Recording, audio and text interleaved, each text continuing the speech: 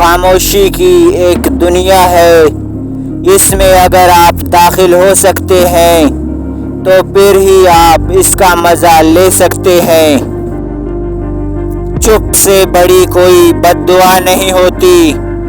جب بندہ بولتا ہے تو قدرت خاموش رہتی ہے، اور جب بندہ خاموش ہو جاتا ہے تو قدرت انتقام لیتی ہے، اور اس کا انتقام بہت بڑا ہوتا ہے۔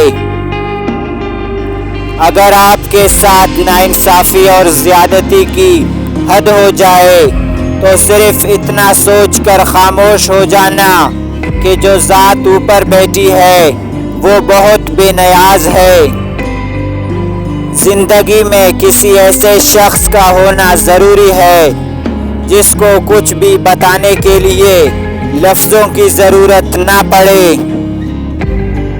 کچھ درد ایسے ہوتے ہیں جو انسان کو خاموش کر دیتے ہیں۔ خاموشی اختیار کر لینا دب جانے کی علامت نہیں، ترجیحات کا فرق ہے۔ ہر بات اور ہر بندہ جواب کا مستحق نہیں ہوتا۔ جانتے ہو اذیت کیا ہے؟ کہنے کو تو بہت کچھ ہونا مگر خاموش رہنا ہے۔ کچھ باتوں کا جواب صرف خاموشی ہوتی ہے، اور خاموشی بہت خوبصورت جواب ہے۔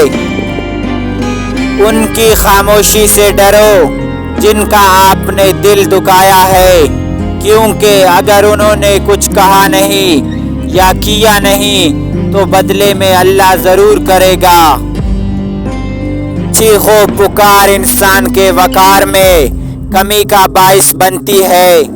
لوگوں کو اپنی خاموشی سے خوفزدہ کرنا سیکھو۔ دو چیزیں انسان کی کمزوری کو ظاہر کرتی ہیں، جہاں بولنا ہو وہاں خاموش رہنا، اور جہاں خاموش رہنا ہو وہاں بولنا۔